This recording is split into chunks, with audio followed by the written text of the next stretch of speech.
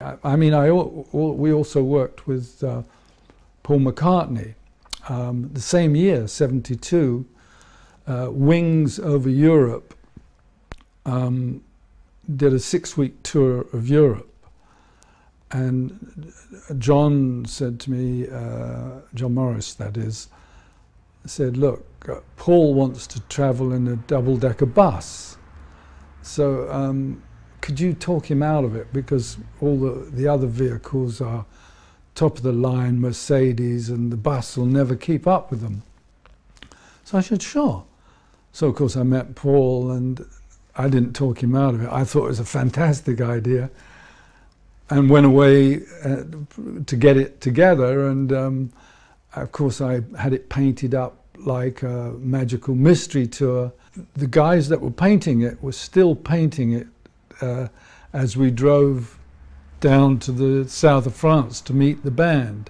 So, you know, I let the guy, I think they did it deliberately so they could come for the ride.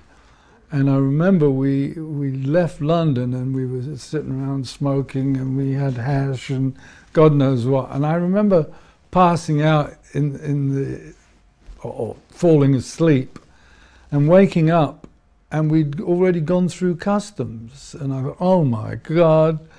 And I said to the bus driver, because there were two of them, because they were driving all the time. One was driving, and they were two bus drivers.